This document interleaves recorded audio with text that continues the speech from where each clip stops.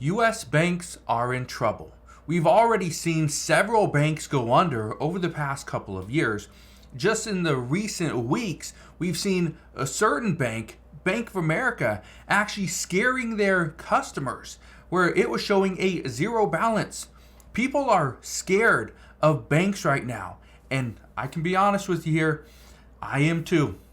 I don't know what's going to happen with banks, but today I want to give you 5 alarming reasons why U.S. banks are in trouble and could fail very soon. So I'll break all this down in just a moment, but all I ask is one thing. It takes 2 seconds. Go ahead, hit that like button if you enjoyed these daily updates, and now let's begin.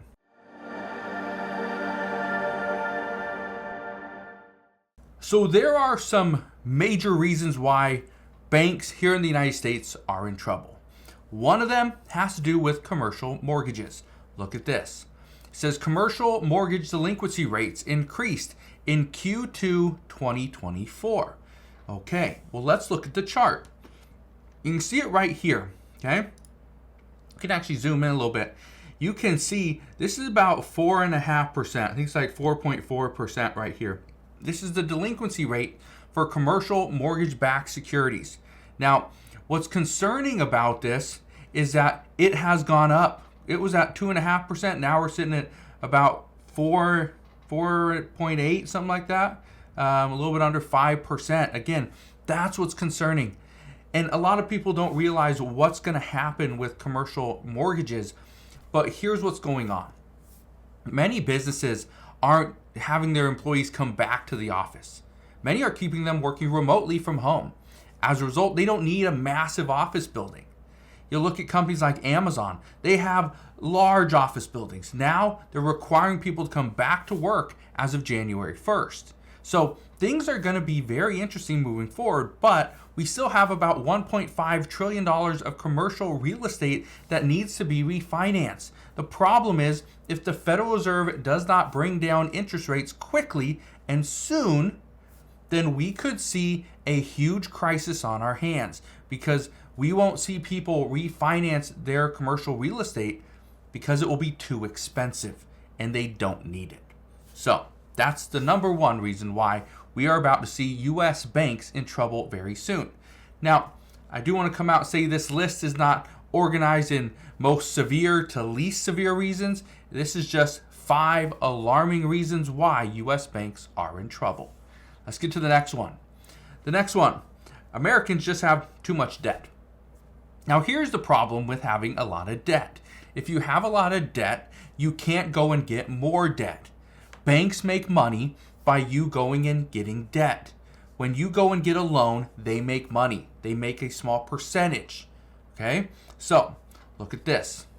This is an article from CNBC. It says credit card spending growth is slowing. Consumers have been in a pretty frugal mood, according to experts. Now, here's what I can tell you. Yes, some people are very frugal. They don't want to spend right now because they're concerned about what's going to happen. But other experts say that no, consumers aren't being frugal. They are being pinched. They don't have any additional spending power on their credit cards. As a result, their credit card spending is slowing because they've already met the maximum amount that they can spend. They are at their limits. So unless these credit card companies decide to increase your spending limit, you are pretty much stuck. So Americans having too much debt is a huge problem because banks aren't making any additional money. We are just here sitting on that amount of debt. Now, the one thing I can tell you is that because the Federal Reserve raising rates over the past handful of years, what we've seen is that these banks are making a decent amount of money because, again, you locked in that rate, so you are paying X amount of dollars every single month, to the bank. But here's the issue. What about those that don't pay? That's the concern. When lenders are not getting their money from you because you don't have the money to give them, what happens then? Well, that's what's concerning, and that's what's going to cause some banks to go under because you are not giving them the money that you technically owe them. Now, let's get to the next one. Here's a big one, okay? Right now, layoffs are going to cause repossessions. And as more and more Americans lose their job, whether it's from Boeing or from Amazon or from Microsoft or from Nike or Walmart, Target, doesn't matter. It could be a small mom and pop shop at the corner. As more and more Americans lose their jobs, here's what's going to happen. They're going to fall behind on credit card bills and auto loans. And as people start to fall behind on credit card bills and auto loans, the credit card company or the banks, in many cases, are going to be sitting on that. They can't go and take the Lululemon yoga pants that you purchased. No, they can't go and take those from you. It's a credit card. They can't go and take the Wendy's that you purchased the other day or the trip that you booked through Expedia. They're not going to go and do that. What they are going to do is come after your car. They are going to come after your car. But here's the crazy part. And this is what's been kind of floating around lately. More and more people are asking about voluntary repossessions. What is it? How does it work? Well, a voluntary repossession is simple. When you can't afford something like a car, you voluntarily take it back to the bank and they repossess it. They are now in possession of your vehicle. Here's the problem. When you are either get a vehicle repossessed or it's a voluntary repossession, the bank doesn't want it. That is a liability. The bank does not want your old vehicle. They're not going to drive around in it. It doesn't matter if it's a Kia Soul or a Lamborghini Murcielago. It doesn't matter. They don't want it. They're not in the business to have a car lot dealership right there in their parking lot. They don't want that. Okay? So what's going to happen is all these banks are going to go and sell these cars. They're going to auction them off. Let's say you still owe $10,000, yet the car is only worth $6,500. That means you are on the hook for $3,500. You still have to keep paying until that car is fully paid off. If you don't, well, the bank can sell your loan. They can sell it to somebody that's going to go and try to collect from you, right? Just a debt collector, but in many cases, they're going to get pennies on the dollar. So if you owe $3,500, chances are they're going to get a few hundred, maybe $500, but probably not even that. So that's a problem there that, again, puts more pressure on the banks. Here's another one.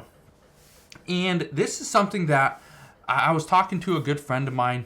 He manages a bank, and this is exactly what he said, is that people aren't coming in and getting loans right now. But why? Well, it's because of this. The Fed is cutting rates. And so many people are asking the question, should I wait to get a loan? Well, the answer for most is yes. Don't go out there and rush to go and get a home loan or an auto loan, because why do you need it? If you don't need it right now, you can wait another few months to get a home loan. Experts say wait. If you can wait a few months or maybe 6 months to a year to go and get an auto loan, experts say wait. Because as interest rates go down, the good thing is it's going to cost you less for these monthly payments and for the overall cost of either a mortgage or a car. So because of that, they're saying the American people are waiting. They're simply waiting for the Federal Reserve to come out and cut rates even more. In doing so, this means banks are not doing as many loans as they used to. That's a problem because loans are how they make money. And here's the last one. This is one that a lot of people reached out to me. I did a video on this last week as well, but many people reached out because they were highly concerned that people do not trust banks. Look at this. It says Bank of America customers report account outages, some seeing balances of $0.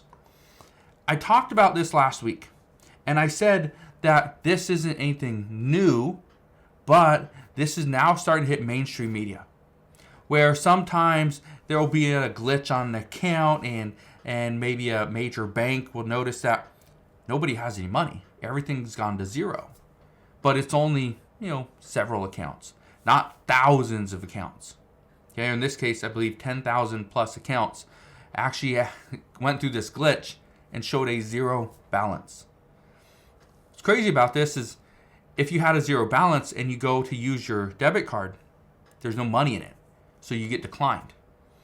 you have a zero balance on a credit card, or you don't have any additional spending power, guess what? It gets declined. So if you are out there trying to buy lunch, you can't. It's declined.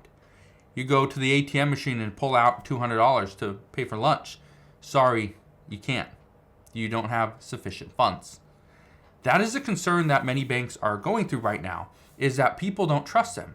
We've actually seen recently, and not at any specific bank, any branches, but across the board, people are trying to pull money out of their banks. They don't want money in a typical bank, maybe a credit union, but not a normal bank, because they don't trust them anymore. That's concerning. And if people do not trust a bank with their money, banks are in trouble.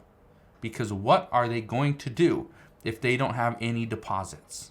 Yeah, we're going to see what happens moving forward, but that is what we know as of today. Again, I just wanted to share this 5 alarming reasons why U.S. banks are in trouble, because I know a lot of people are questioning, what should they do? Should they keep their money in the bank or pull it out? Well, that's up to you, and that is for a different video. So I will talk to you guys in the future, but thank you guys for watching. Consider subscribing, and again, have a great day.